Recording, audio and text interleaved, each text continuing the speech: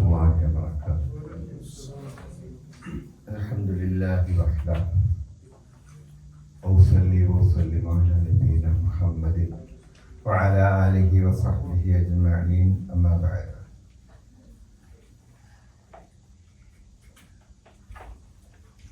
അത് ഫ്രണ്ടിലേക്ക് കയറുന്ന എനിക്ക് കുറച്ചും കൂടി നിങ്ങളെ കാണാൻ പറ്റും. അപ്പോൾ നിങ്ങളുടെ പ്രതികരണമൊക്കെ എനിക്ക് കാണാൻ പറ്റില്ല. അപ്പം കുറച്ചും കൂടി നിങ്ങൾക്ക് മനസ്സിലാകാത്തത് പെട്ടെന്നൊന്നും കൂടി എനിക്ക് മനസ്സിലാക്കി തരാനൊക്കെ പറ്റും. ഇൻഷാ അല്ലാഹ്.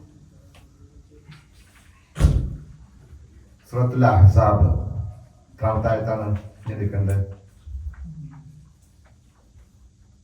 പറഞ്ഞാൽ പെട്ടെന്ന് പറയാം. 52-ാമത്തെ ആയത്ത്.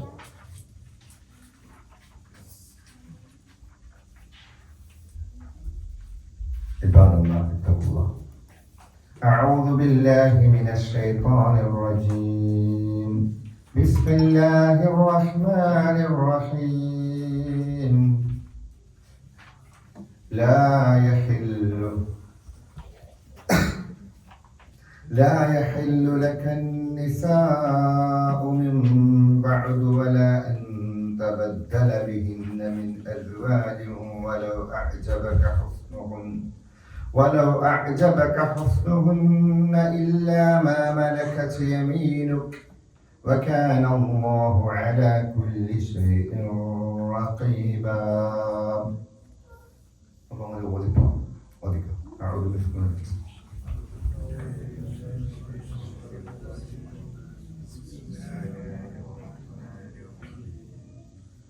لا يحل لك النساء من بعد ولا أن تبدل بهن من أزواج ولو أعجبك حسنهن إلا ما ملكت يمينك وكان الله على كل شيء رقيبا.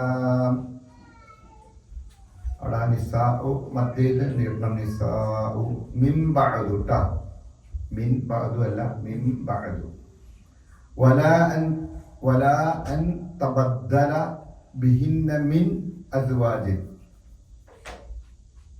അതുപോലെ വലൗ അഅ്ജബക ഹുസ്നുഹുന്ന ഇല്ലാ മാ മലകത് യമീനുക وكان الله على كل شيء رقيبا. شيء رقيبا شيء رقيبا لا شيء رقيبا. റാവന്നാരണം തൻവീനു ശേഷം. ലാ യഹില്ലു ലക.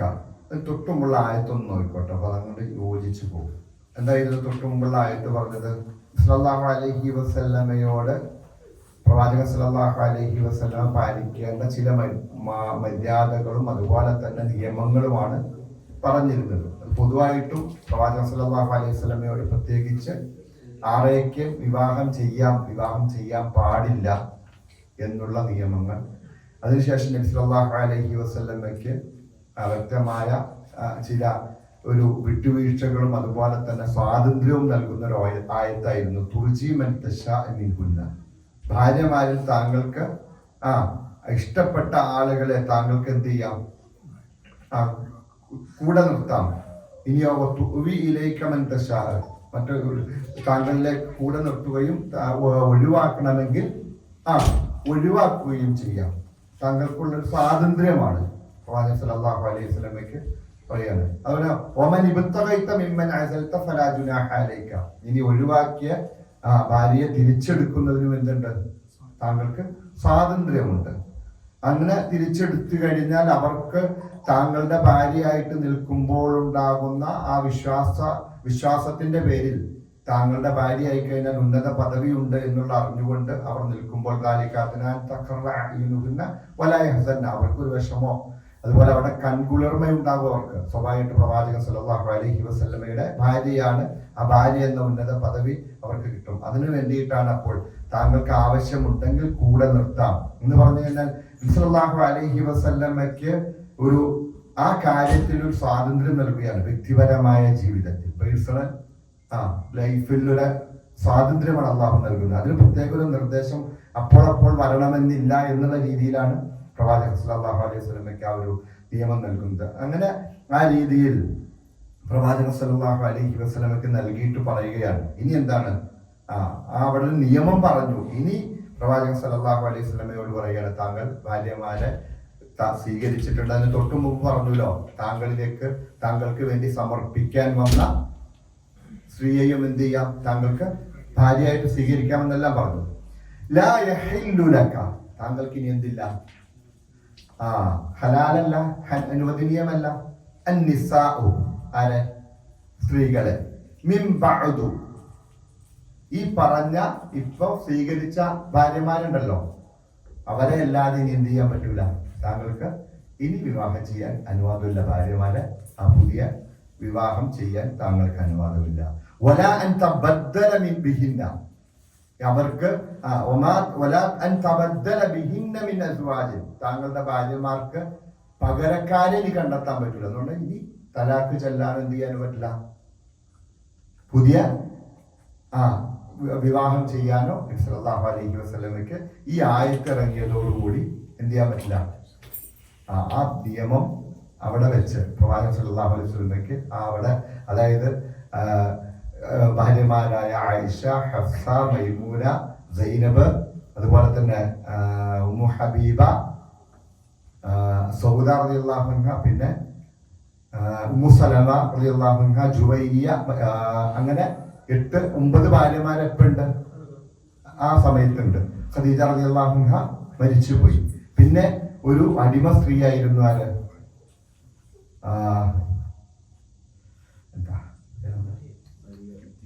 മാരിയത്തുൽ ഖിബ്തിയ. അതന്നെ.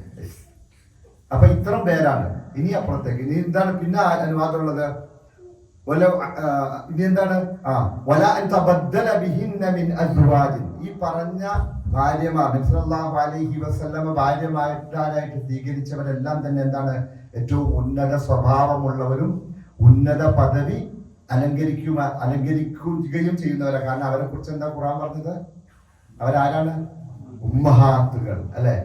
എല്ലാവരുടെയും ലോക മുഅ്മിനീങ്ങളുടെ, വിശ്വാസികളുടെ ഉമ്മമാരാകാൻ യോഗ്യതയുള്ളവരാണ്. അതുകൊണ്ട് അവർക്ക് പകരമായിട്ട് ഇനി ആരെയും കൊണ്ടുവരാൻ പാടില്ല. വലൗ അഅജബക ഹുസ്നുഹുന്ന, ഇനി താങ്കൾക്ക് മറ്റൊരു വിവാഹം ചെയ്യാൻ വേണ്ടിയിട്ട് ഇവരെക്കാൾ കൂടുതൽ സുന്ദരികളും അതുപോലെ സൽസ്വഭാവികളൊക്കെ ഒരുപക്ഷെ കണ്ടേക്കാം. എല്ലാ രീതിയിലും ഹുസ്നുണ്ടായേക്കാം. പക്ഷെ എന്ത് ചെയ്യാൻ പറ്റില്ല, ചെയ്യാൻ പറ്റില്ല. അപ്പൊ ഇതിനേക്കാൾ നല്ലവരില്ല എന്നാണ് പറഞ്ഞതിന്റെ അർത്ഥം. ഇനി ഇല്ല, അവിടെ തീർന്നു. പ്രവാചകൻ സല്ലല്ലാഹു അലൈഹി വസല്ലമയുടെ ഭാര്യമാരാകാൻ യോഗ്യതയുള്ളവരാണ് ഇപ്പോൾ ആയിരിക്കുന്നത്. ഇനി അതിനപ്പുറത്തേക്ക് ഇല്ല. അതുകൊണ്ട് അവിടെ ഹലാലല്ല. ഇല്ല മലക്ക യമീനുക, താങ്കൾക്ക് എന്താ, അടിമയായിട്ട് കിട്ടുന്നവരൊഴികെ. അപ്പൊ ഈ ആയത്തിന് ശേഷമാണ് മാരിയത്തുൽ ഖിബ്തിയ റളിയല്ലാഹു അൻഹയെ നബി സല്ലല്ലാഹു അലൈഹി വസല്ലം അതിനുശേഷം മാരിയത്തുൽ ഖിബ്തിയയിലാണ് ആരുണ്ടാകുന്നത്? ഇബ്രാഹിം എന്ന് പറയുന്ന മകനുണ്ടാകുന്നതുമല്ല. വകാന അല്ലാഹു അലാ കുല്ലി ഷൈഇൻ റഖീബ, അല്ലാഹു എല്ലാ കാര്യത്തിനെ കുറിച്ചും എന്താണ്, കൃത്യമായി വീക്ഷിച്ചു കൊണ്ടിരിക്കുന്നവനാണ്. പ്രവാചകൻ സല്ലല്ലാഹു അലൈഹി വസല്ലമയ്ക്ക് മാത്രമായിട്ടുള്ള നിയമമാണ് ഈ പറയുന്ന 4-ൽ കൂടുതൽ വിവാഹം ചെയ്യാമെന്നുള്ളതും. അത് പല കാരണങ്ങൾ കൊണ്ടാണ്. ആ പല കാരണങ്ങൾ കൊണ്ട് വിവാഹം ചെയ്യപ്പെട്ട സ്ത്രീകൾ, ആ രീതിയിൽ വിവാഹം ചെയ്യപ്പെട്ട സ്ത്രീകളെ ഒരു സമയത്ത് പ്രവാചകൻ സല്ലല്ലാഹു അലൈഹി വസല്ലം വ്യക്തിപരമായ ഒരു സ്വാതന്ത്ര്യം അല്ലാഹു നൽകുന്നതാണ്. പക്ഷെ ഏറ്റവും ഉത്കൃഷ്ടരാണ്. അല്ലാതെ വേറെ ആയത്തിലൊക്കെ നമ്മൾ പഠിച്ചിട്ടുണ്ട്, എന്താ, താങ്കൾക്ക് വേണ്ടി ഒഴിവാക്കാന്നൊക്കെയും പറഞ്ഞിട്ട് എന്താ പറയുന്നത്, അവരാണ് ഏറ്റവും ഉത്കൃഷ്ടരെന്നെല്ലാം പറഞ്ഞുകൊണ്ട് പറയുന്നുണ്ട്. അപ്പോൾ ഇതിനേക്കാൾ ഉത്കൃഷ്ട സ്വഭാവമുള്ള മറ്റാരും തന്നെ ഇല്ല. അതുകൊണ്ട് ഇതോടുകൂടി താങ്കൾക്ക് വിവാഹം എന്ത് ചെയ്തിരിക്കുന്നു, അനുവാദം കിട്ടിയിരിക്കുന്നത് അതോടുകൂടി തീർന്നിരിക്കുന്നു എന്ന് അല്ലാഹു ഇവിടെ പറയുകയാണ്. يا أيها الذين آمنوا لا تدخلوا بيوت النبي إلا أن يؤذن لكم إلى طعام غير ناظرين إناه ولكن إذا دعيتم فادخلوا فإذا طعمتم فانتشروا ولا مستأنسين ولا مستأنسين لحديث إن ذلكم كان يؤذي النبي فيستحيي منكم والله لا يستحيي من الحق وإذا سألتموهن متاعا فاسألوهن من وراء حجاب ذلكم أطهر لقلوبكم وقلوبهن وما كان لكم أن تؤذوا رسول الله ولا أن تنكحوا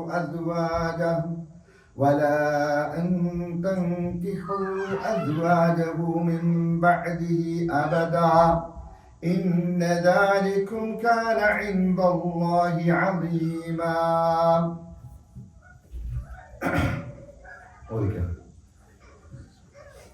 يا أيها الذين آمنوا لا تدخلوا بيوت النبي إلا أن يؤذن لكم إلى طعام غير ناظرين إناه ولكن إذا دعيتم فادخلوا فإذا طعمتم فانتشروا ولا مستأنسين لحديث إن ذلكم كان يؤذي النبي فيستحيي منكم والله لا يستحيي من الحق وإذا سألتموهن متاعا فاسألوهن من وراء حجاب ذلكم أطهر لقلوبكم وقلوبهن وما كان لكم أن تؤذوا رسول الله ولا أن تنكحوا أزواجه من بعده أبدا إن ذلكم كان عند الله عظيما. ഇനി വിശ്വാസികൾക്ക് പൊതുവായിട്ട് പാലിക്കേണ്ടതും പ്രവാചകൻ സല്ലല്ലാഹു അലൈഹി വസല്ലമയുടെ അടുക്കൽ പാലിക്കേണ്ടതുമായ ഒരു മര്യാദയെ കുറിച്ചാണ് പറയുന്നത്. യാ അയ്യുഹല്ലദീന ആമനൂ. നമ്മളെ ഇങ്ങനെയൊക്കെ കേൾക്കുമ്പോൾ പറഞ്ഞില്ല പിന്നെ ഇങ്ങനെ ഹൃദയത്തിൽ കിടന്നുള്ള ആ ഒരു വാക്ക്. അല്ലയോ സത്യവിശ്വാസികളെ, ലാ തദ്ഖുലൂ, പ്രവേശിക്കരുത് നിങ്ങൾ, ബുയൂത്ത, എന്താ ബൈത്ത് ബുയൂത്ത്, വീട്ടിൽ, അന്നബിയി, പ്രവാചകന്റെ വീട്ടിൽ പ്രവേശിക്കരുത്. ഇല്ല അൻ യുക്തന ലക്കും ഇലാ ത്വആമിൻ, ഭക്ഷണത്തിന് അനുവാദം നൽകപ്പെട്ടിട്ടല്ലാതെ, എന്നുകൊണ്ട് ഭക്ഷണത്തിലേക്ക് വിളിച്ച അനുവാദം നൽകപ്പെട്ടിട്ടല്ലാതെ. ഗൈറ നാദിരീന ഇനാഹു, ആ ഭക്ഷണം പാകമാകുന്നത് വരെ കാത്തിരിക്കാത്ത രീതിയിൽ. എന്ന് പറഞ്ഞു കഴിഞ്ഞാൽ നേരത്തെ കുട്ടികൾ ചെല്ലണ്ടാന്ന്, നേരത്തെ കൂട്ടി ചെല്ലേണ്ട ഭക്ഷണത്തിന് വിളിക്കപ്പെട്ടാൽ, ഇതിന് അനുവാദം ചെയ്യപ്പെട്ടാൽ എന്ത് ചെയ്യണം? വലാക്കിൻ ഇദാ ദുഈതും, അങ്ങനെ നിങ്ങളെ ആ ഭക്ഷണത്തിലേക്ക് ക്ഷണിക്കപ്പെട്ടാൽ ഫദ്ഖുലൂ, നിങ്ങൾ എന്ത് ചെയ്യാം? പ്രവാചകൻ സല്ലല്ലാഹു അലൈഹി വസല്ലമയുടെ വീട്ടിലേക്ക് പ്രവേശിക്കാം. ഫഇദാ തഅംതും, ഇനി ഭക്ഷണം കഴിച്ചു കഴിഞ്ഞാൽ ഫൻതശിറൂ, പെട്ടെന്ന് എന്ത് ചെയ്യണം? അവിടെ നിന്ന് വിട്ടുപോകണം. വലാ മുസ്തഅനിസീന ലിഹദീസിൻ, വീട്ടുവർത്താനം പറഞ്ഞുകൊണ്ട് അവിടെ കൂടരുത്. പ്രവാചകൻ സല്ലല്ലാഹു അലൈഹി വസല്ലമയുടെ വീട്ടിൽ കൂടരുത്. ഇന്ന ദാലിക്കും, അങ്ങനെ വീട്ടിൽ ആ രീതിയിൽ ഭക്ഷണം കഴിഞ്ഞിട്ടും പിന്നെ ഇരുന്ന് കഴിക്കുന്നതും, അല്ലെങ്കിൽ ഭക്ഷണം പാകമാകുന്നതിന് മുമ്പേ അവിടെ ചെന്നെത്തുന്നതും, അതിനുശേഷം ഭക്ഷണം കഴിഞ്ഞിട്ടും അവിടെ ഇരുന്ന് വർത്തമാനമൊക്കെ പറഞ്ഞിരിക്കുന്നതും എന്താണ്? ഇന്ന ദാലിക്കും കാന യുഅ്ദിൻ നബിയ, അത് പ്രവാചകൻ സല്ലല്ലാഹു അലൈഹി വസല്ലമയെ ഉപദ്രവിക്കുന്നതിന്, ശല്യപ്പെടുത്തുന്നത് പോലെ തന്നെയാണ്. ഫയസ്തഹീ മിൻകും, പക്ഷെ അത് പ്രവാചകൻ സല്ലല്ലാഹു അലൈഹി വസല്ലം എന്താണ് അത് പറയാൻ ലജ്ജയാണ്. മാന്യനായ ഒരു വ്യക്തി എന്ന രീതിയിൽ സ്വന്തം വീട്ടിൽ വന്ന ആളുകൾ ഇങ്ങനെ ഇരിക്കുമ്പോ അത് അങ്ങനെ പറയാൻ പറ്റൂല്ലോ. നമ്മളൊക്കെ അനുഭവിക്കാറുള്ളതാണ് ഒരു വിഷയം. അത് അങ്ങനെ സ്വാഭാവികമായിട്ടത് പറയാൻ അദ്ദേഹത്തിന് ലജ്ജയുണ്ട്. എന്നാൽ അള്ളാഹു ആകട്ടെ ലാ യസ്തഹീ മിനൽ ഹഖ്, ഒരു നിയമം പറയാൻ അള്ളാഹുവിന് എന്തില്ല? ലജ്ജയില്ല. ആ നിയമം പറഞ്ഞേ മതിയാവും. നിയമം പറഞ്ഞേ മതിയാവും. അതുകൊണ്ടാണ് പല നിയമങ്ങളും ചില കടികട്ടിയായിട്ടൊക്കെ നമുക്ക് തോന്നുന്നത്. അള്ളാഹുവിനെ ലജ്ജിക്കാൻ പറ്റില്ല, കാരണം ആ നിയമം അവിടെ നടപ്പായേ മതിയാവും. അതുകൊണ്ട് അള്ളാഹു എന്ത് ചെയ്യാണ്? സത്യം പറയുന്നതിൽ എന്തുണ്ട്? അള്ളാഹുവിന് ഒരിക്കലും ലജ്ജയില്ല. മറ്റൊരു നിയമമാണ്, നിങ്ങൾ ഇനി അവരോട് ചോദിക്കുകയാണെങ്കിൽ. ആരോട്? പ്രവാചകൻ സല്ലല്ലാഹു അലൈഹി വസല്ലമയുടെ ഭാര്യമാരോട് ചോദിക്കുകയാണെങ്കിൽ, എന്തെങ്കിലും ഒരു സാധനം ചോദിച്ചാൽ എങ്ങനെയാണ് അവരോട് ചോദിക്കേണ്ടത്? മറയുടെ ഹിജാബിന്റെ പുറകിൽ നിന്നാണ് ചോദിക്കാൻ പാടുള്ളൂ. അതാണ് നിങ്ങളുടെ ഹൃദയങ്ങൾക്ക് ഏറ്റവും പരിശുദ്ധമായതും അവരുടെ ഹൃദയങ്ങൾക്ക് ഏറ്റവും പരിശുദ്ധമായതും. നിങ്ങൾക്ക് പാടില്ല അള്ളാഹുവിന്റെ പ്രവാചകൻ സല്ലല്ലാഹു അലൈഹി വസല്ലമയെ ഈ രീതിയിൽ ബുദ്ധിമുട്ടിക്കൽ നിങ്ങൾക്ക് അനുവാദമില്ല. നിങ്ങൾ അങ്ങനെ ചെയ്യരുത്. നിങ്ങൾ എന്ത് നിക്കാഹ് ചെയ്യുകയും ചെയ്യരുത്, വിവാഹം ചെയ്യുകയും ചെയ്യരുത്. അദ്ദേഹത്തിന്റെ പത്നിമാരെ അദ്ദേഹത്തിന്റെ വഫാത്തിന് ശേഷവും വിവാഹം ചെയ്യരുത്. ഒരിക്കലും എന്ന് പറഞ്ഞാൽ പ്രവാചകൻ സല്ലല്ലാഹു അലൈഹി വസല്ലമയുടെ ഭാര്യമാരെ മറ്റാർക്കും വിവാഹം ചെയ്യാൻ അനുവാദമില്ല. മറ്റേ ഏതൊരു വിവാഹം അല്ലെ, മരിച്ചു പോയി കഴിഞ്ഞാൽ വിവാഹം ചെയ്യാലോ. ഇനി ഈ പറഞ്ഞ കാര്യങ്ങളൊന്നും പാലിച്ചില്ലെങ്കിൽ ഇതെല്ലാം അള്ളാഹുവിന്റെ അടുക്കൽ എന്താണ്? വലിയ ബുദ്ധിമുട്ട്, വലിയൊരു കാര്യം തന്നെയാണ് അള്ളാഹുവിന്റെ അടുക്കൽ. ഒരു മഹാപാതകമാണ് ഇതെല്ലാം തന്നെ, ഈ പറഞ്ഞതെല്ലാം തന്നെ. അതുകൊണ്ട് ഈ വിഷയം ഇത് നമ്മൾ പൊതുവെ പാലിക്കേണ്ട ഒരു വിഷയമാണ്. പ്രവാചകൻ സല്ലല്ലാഹു അലൈഹി വസല്ലമയുടെ വീട്ടിലാകുമ്പോൾ അത് വലിയൊരു കാര്യമാണ്. കാരണം പ്രവാചകൻ സല്ലല്ലാഹു അലൈഹി വസല്ലമയുടെ പേഴ്സണൽ ലൈഫിൽ, വ്യക്തിപരമായ ജീവിതത്തിൽ ഒത്തിരി കാര്യങ്ങളുണ്ടാവും. പ്രവാചകനാണ്. അതുകൊണ്ട് തന്നെ അവിടെ ഇങ്ങനെ കൂടാനോ അവിടെ സംസാരിക്കാനോ അങ്ങനെ ആ രീതിയിൽ ഒരു പൊതു മറ്റുള്ള നടപ്പ് പോലെ അല്ലെങ്കിൽ നാട്ടുകാരുടെ അടുത്ത് കാണിക്കുമ്പോൾ ആരോട് പാടില്ല? പ്രവാചകൻ സല്ലല്ലാഹു അലൈഹി വസല്ലമയുടെ വീട്ടിൽ പാടില്ല. അതുപോലെ തന്നെ സൂറത്തുൽ നൂറിലൊക്കെ കാണാം ഇതുപോലെ അനുവാദം ഇല്ലെങ്കിൽ വീട്ടിൽ കയറാൻ പാടില്ല, അനുവാദം തന്നില്ലെങ്കിൽ തിരിച്ചു പൊക്കോളണം എന്നെല്ലാം പറയുന്ന ഒരിതുണ്ട്. അപ്പൊ ഇതെല്ലാം തന്നെ വ്യക്തമായിട്ട് ഇത് നിയമങ്ങളാണ്. ഇത് നമ്മൾ കേവലം ഇതൊന്നും നമ്മൾ പാലിക്കണം. നമ്മൾ പൊതുവായിട്ട് മുസ്ലിങ്ങളുടെ ഇസ്ലാം എന്ന് വെച്ചിട്ടുണ്ടെങ്കിൽ എന്താണ്? 5 നേരം നിസ്കരിക്കുക, നോമ്പൊടിക്കുക, സക്കാത്ത് ഉണ്ടെങ്കിൽ സക്കാത്തോട് ഹജ്ജ് ചെയ്യുക, അല്ലെ? എന്നെ സൂറത്തുൽ നൂർ എന്താണെന്ന് പഠിച്ചിട്ടില്ല, സൂറത്തുൽ ഹുജറാത്ത് എന്താണെന്ന് പഠിച്ചിട്ടില്ല. അള്ളാഹുവിന്റെ നിയമങ്ങൾ, വളരെ കണിശമായ നിയമങ്ങളൊക്കെ ഉണ്ട്. വീട്ടിൽ പ്രവേശിക്കുന്നതിനും ഒരാളുടെ അടുത്ത് പോകുന്നതിനും ഒരാളെ കൂടെ ഇരുത്തുന്നതിനും അതുപോലെ കുറെ നിയമങ്ങൾ സൂറത്തുൽ നൂറൊക്കെ സല്ലല്ലാഹു അലൈഹി വസല്ലം പറയുന്നില്ല. പ്രത്യേകിച്ച് പെൺകുട്ടികളെ പഠിപ്പിക്കേണ്ട സൂറത്തുകളാണ് സൂറത്തുൽ ഹുജറാത്തും നൂറല്ല. അവർക്ക് പഠിപ്പിക്കണമെന്നാണ് പറയുന്നത്. അത്രയ്ക്ക് നിയമങ്ങൾ പറയുന്നുണ്ട്. ഇവിടെയും അള്ളാഹു പറയുന്നത് എന്താണ്? വിശ്വാസികളായ ആളുകളോട് പ്രവാചകൻ സല്ലല്ലാഹു അലൈഹി വസല്ലമയുടെ വീട്ടിൽ പാലിക്കേണ്ട മര്യാദകളാണ്. ഇത് എവിടെയും പാലിക്കേണ്ടതാണ്, അല്ലെ? നമുക്കൊക്കെ അനുഭവം ഉണ്ടാവും. സ്വാഭാവികമായിട്ട് നമ്മൾ ഭക്ഷണത്തിനൊക്കെ ആരെങ്കിലും ക്ഷണിച്ചാൽ കുറെ നേരത്തെ വന്നിരുന്നിട്ട് ഇങ്ങനെ ഇതൊക്കെ വരുമെന്നറിയാം. കുറെ ആവശ്യമില്ലാത്ത വർത്താനങ്ങൾ വരും, വെറുതെ ഇരിക്കും. അതോടൊപ്പം ആ കുടുംബത്തിന്റെ ഒരു സ്വകാര്യത നഷ്ടപ്പെടും. അപ്പൊ നമ്മൾ എപ്പോഴാണോ ക്ഷണിക്കപ്പെടുന്ന സമയമാകുമ്പോ ചെല്ലുക, ഭക്ഷണം കഴിക്കുക, കഴിച്ചു കഴിഞ്ഞാൽ ഉടനെ അവിടുന്ന് വിട്ടുപിരിഞ്ഞു പോകും. പിന്നെ അവർക്ക് എന്തൊക്കെ പരിപാടികൾ ഉണ്ടാവും? ആ ഭക്ഷണം ഉണ്ടാക്കിയതിൻ്റെതായ ബുദ്ധിമുട്ട്, അതിന്റെ ഇതൊക്കെ തീർക്കാനുണ്ടാകും. ഭക്ഷണം ഉണ്ടാക്കുന്നതിന് മുമ്പ് നമ്മൾ ചെന്നതിന് എന്താ സംഭവിക്കണേ? ഉണ്ടാക്കേണ്ട ഭക്ഷണത്തിന്റെ സമയത്ത് ഭക്ഷണം ആകാത്ത ബുദ്ധിമുട്ട്, അങ്ങനെ പലതും ഉണ്ടാവും. പ്രവാചകൻ സല്ലല്ലാഹു അലൈഹി വസല്ലമയുടെ വീട്ടിലാണെങ്കിൽ മറ്റു പല കാര്യങ്ങൾ കൂടിയുണ്ട്. അപ്പോൾ ഒരാളുടെ പേഴ്സണലായ ആ ജീവിതത്തിൽ സ്വകാര്യതയിലേക്ക് എന്ത് ചെയ്യണം? അവരുടെ പ്രൈവസിയിലേക്ക് കടന്നു കയറുന്നത് ഇസ്ലാം വിരോധിച്ചേക്കുവാണ്. മൊത്തത്തിൽ വിരോധമാണത്. പേഴ്സണൽ ലൈഫിലേക്ക് കടന്നു കയറി സംസാരത്തിലായാലും എവിടെയായാലും ഒരു പരിധി ഉണ്ട്. അവിടെ ഭക്ഷണത്തിന് വിളിച്ചു, ചെന്നു, ഭക്ഷണം കഴിഞ്ഞാൽ തിരിച്ചു പോകണം. നിങ്ങൾ അങ്ങനെ വിളിച്ചാൽ വൈറനാതിരീനാകും. ആ ഭക്ഷണം പാകമാകുന്ന ആ സമയം പോലും കാത്തിരിക്കാൻ പാടില്ല എന്ന് പറഞ്ഞത്. അതുപോലെ തന്നെ എന്താണ്? അവിടെ ഇന്ന് ഭക്ഷണം കഴിഞ്ഞിട്ട് നിങ്ങൾ വർത്തമാനം പറയുന്നത് പ്രവാചകൻ സല്ലല്ലാഹു അലൈഹി വസല്ലമയെ ബുദ്ധിമുട്ടിക്കുന്നതിന് തുല്യമാണ്. ഇനി അടുത്ത നിയമം എന്താണ്? നിങ്ങൾ അങ്ങനെ ഒരു വീട്ടിൽ ഇതിപ്പോ പ്രവാചകൻ സല്ലല്ലാഹു അലൈഹി വസല്ലമയുടെ പത്നിമാരോട് പാലിക്കേണ്ട മര്യാദയാണെങ്കിലും ഈ നിയമങ്ങളെല്ലാം തന്നെ സൂറത്തുൻ നൂറിലും എല്ലാം തന്നെ വിശ്വാസികൾ പൊതുവായിട്ട് സ്വീകരിക്കേണ്ട മര്യാദകളാണ്. എന്താണ്? ഒരാളോട്, ഒരു സ്ത്രീയോട് എന്താ അവരോട് എന്തെങ്കിലും കാര്യം ചോദിക്കണമെങ്കിൽ ഒരു മറ ഇട്ട് നിന്നുകൊണ്ട് ചോദിക്കുക. ഈ മറയില്ലെങ്കിൽ പെട്ടെന്ന് ചോദിച്ച് അവിടുന്ന് ഇത് ചെയ്തോളുക. അല്ലാതെ അവിടെ നിന്നിട്ട് അടുത്ത കാര്യങ്ങളിലേക്ക് അത് സ്ത്രീകൾ പുരുഷന്മാരോടും പുരുഷന്മാർ സ്ത്രീകളോടും പാലിക്കേണ്ട മര്യാദയാണ്.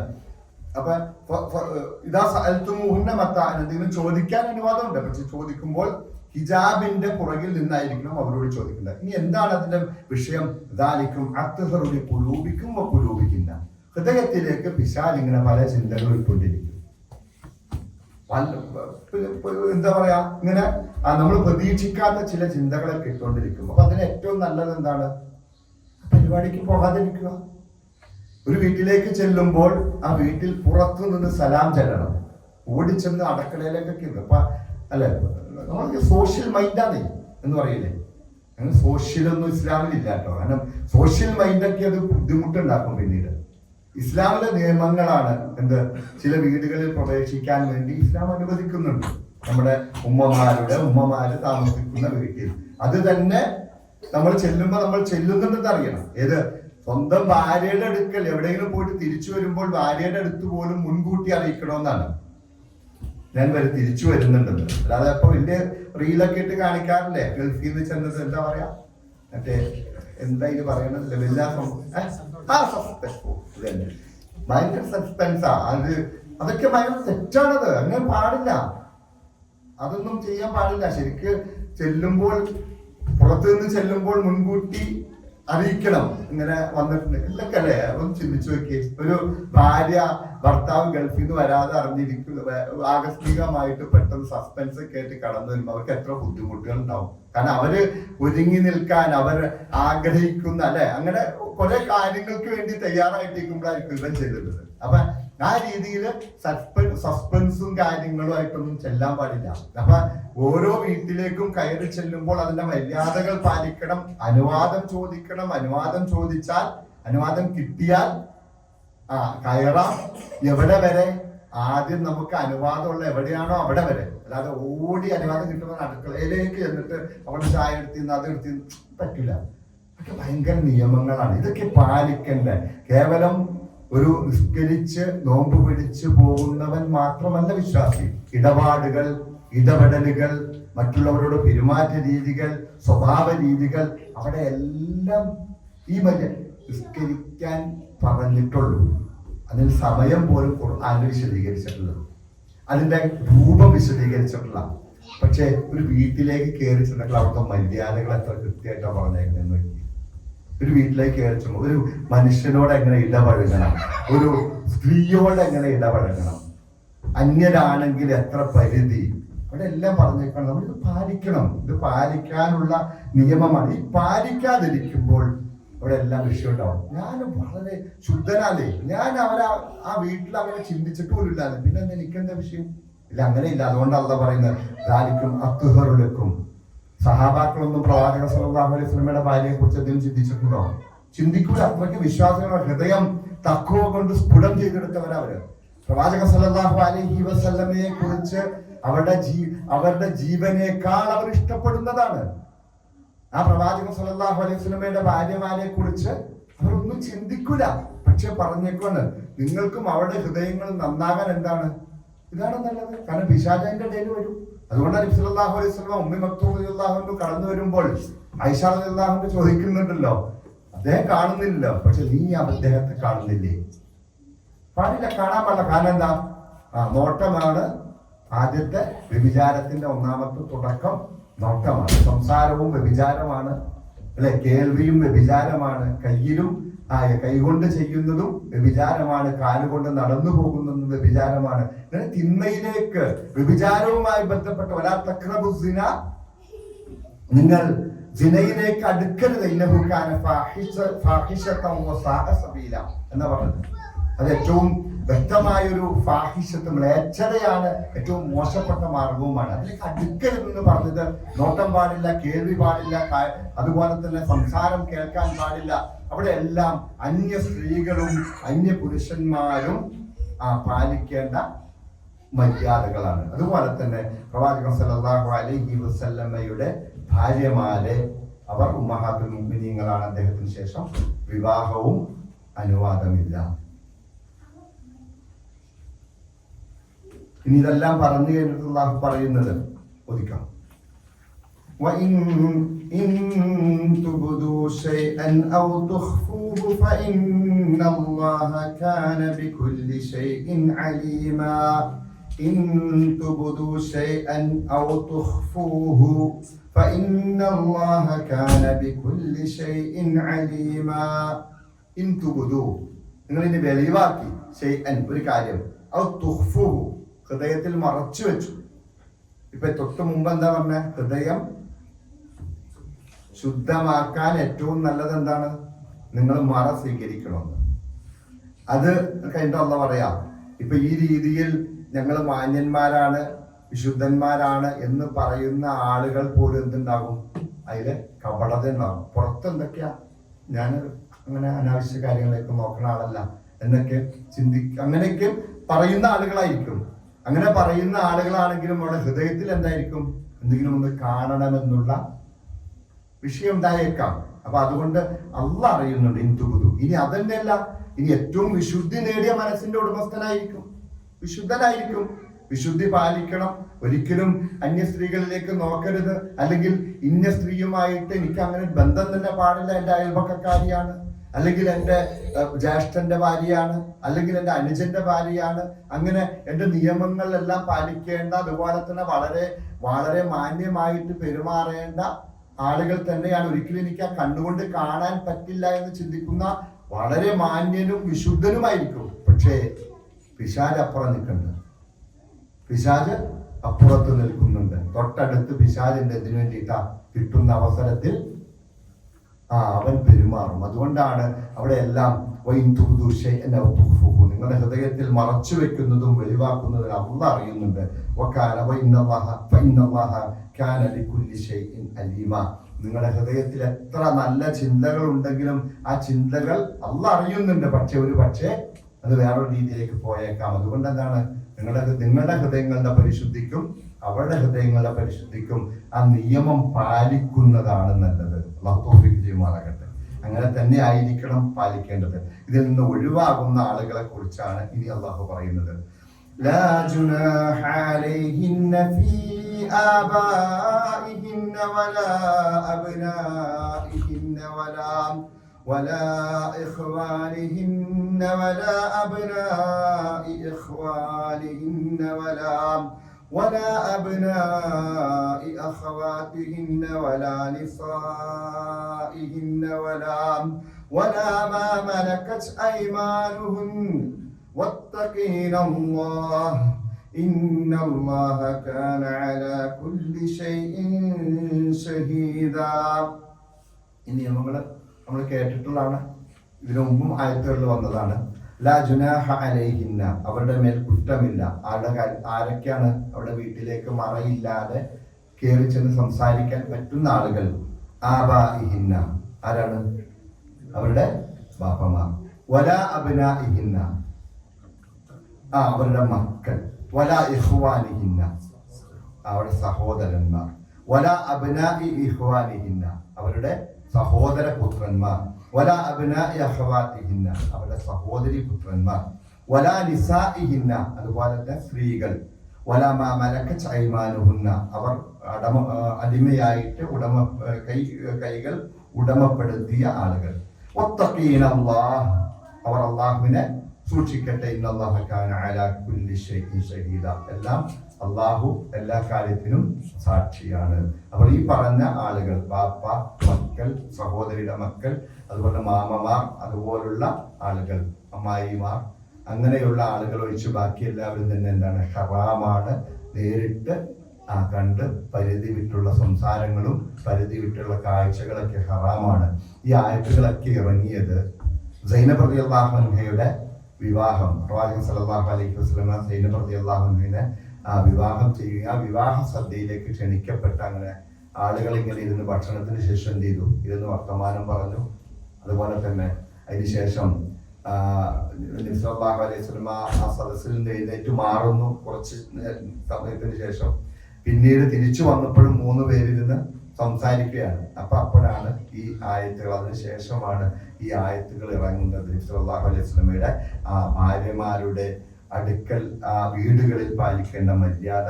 അതുപോലെ അനസ് റളിയല്ലാഹു അൻഹുവിന് ഈ ഹിജാബിന്റെ ആയത്ത് ഇറങ്ങുന്നത് വരെ എവിടെ കയറാമായിരുന്നു? നബി സല്ലല്ലാഹു അലൈഹി വസല്ലമയുടെ വീട്ടിൽ. കാരണം 10 വയസ്സിൽ നബി സല്ലല്ലാഹു അലൈഹി വസല്ലമയുടെ ഭൃത്യനായിട്ട് ഉമ്മ കൊണ്ടുവന്ന് ഏൽപ്പിച്ചതാണ്. ഇങ്ങനെ അവിടെ നിന്ന് വളർന്ന യഥേഷ്ടം വളർന്നു. പക്ഷെ ഹിജാബിന്റെ ആയത്ത് ഇറങ്ങിയതോടു കൂടിയിട്ട് അനസ് റളിയല്ലാഹു അൻഹു പുറത്ത് നിന്ന് അനുവാദം ചോദിച്ച് എന്തെങ്കിലും കാര്യം ചോദിച്ചു പോകുന്ന അനസ് റളിയല്ലാഹു അൻഹു തന്നെ ആ വിഷയം റിപ്പോർട്ട് ചെയ്യുന്നുണ്ട്.